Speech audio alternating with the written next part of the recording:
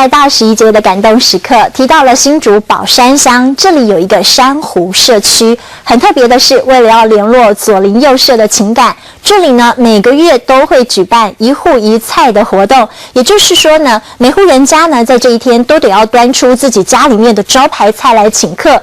这不但是让大家的感情越来越好，婆婆妈妈们互相交流手艺，也让传统的客家味能够传承下去。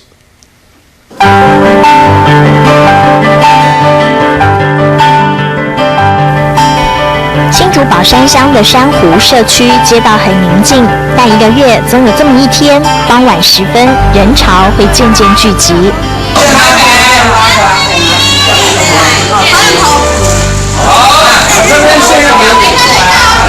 互相帮忙，同心协力，左邻右舍很期待这一天的到来，因为每户人家都会端出自己的招牌菜大请客。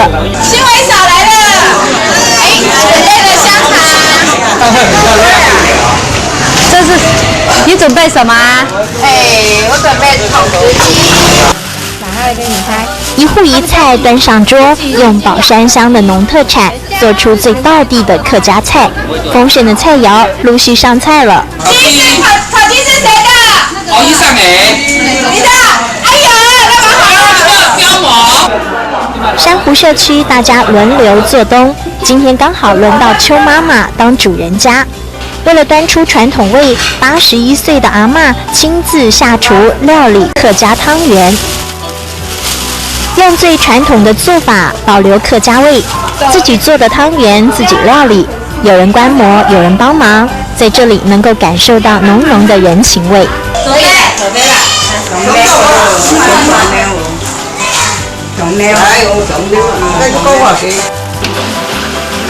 这是客家汤圆的汤，不能买现成的，而且每个月都要有新的菜色。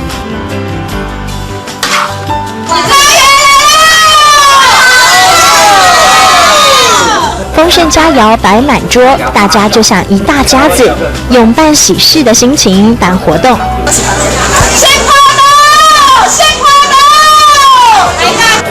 婆婆妈妈互相交流手艺，也希望知道像这样的客家老味道怎么传承。我刚才讲的风铺板、南瓜糕，像讲实在话，我不会做，大家可以来交流一下。聊天话家常，就像有人娶媳妇儿一样，整条街都很热闹。这就是社区理事长刘家良举办一户一菜的原因。通常下班的就下班回来就不出来了，还有务农的，他也是做完工作就回家了，他也不出来。所以其实很多人都住在同个村，可能都不认识。那我想说借用这个方法，让大家认识大家。大家感情越来越好，对他们而言，这样的宴席可是比满汉全席更有味道。